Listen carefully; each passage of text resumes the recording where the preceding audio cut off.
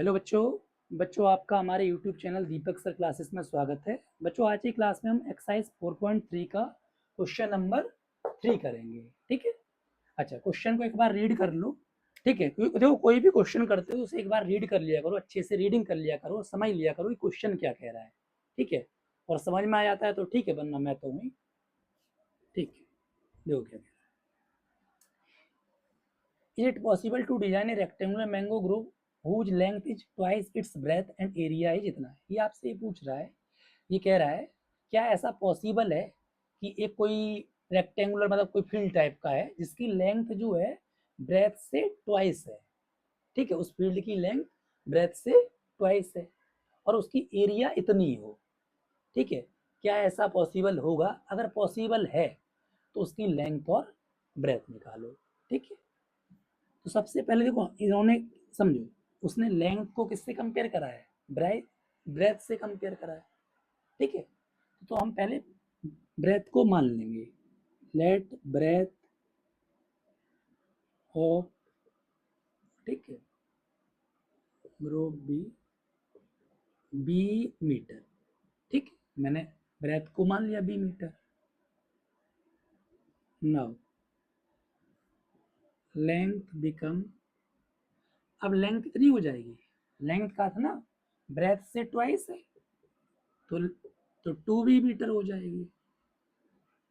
समझ में आ रहा है ना? लेंथ 2 बी मीटर हो जाएगी। ठीक है, अब सुनो, एरिया ऑफ रेक्टेंगल का फॉर्मूला आपको पता होगा, एल इंटू डी होता है। एरिया ऑफ रेक्टेंगुलर ग्रुप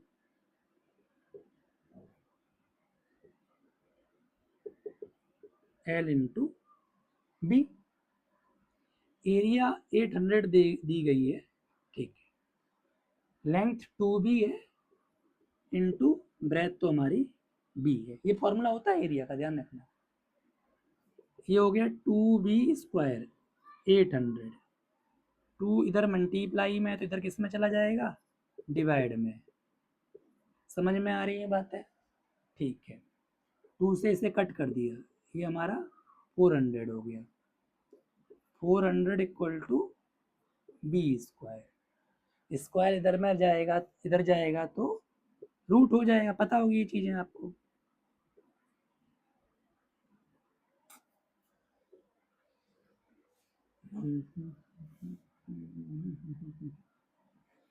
तो ये, अच्छा, 400 किसका होता है? स्क्वायर रूट 20 का होता है। तो बी, अरे इससे प्लस माइनस की निकलेगी, बताई गई थी आपको। ठीक है, रूट से वैल्यू प्लस माइनस की निकलती है, लेकिन देखो सुनो, हम माइनस वाली को नेगलेक्ट कर देंगे। ठीक, अब वजह समझो।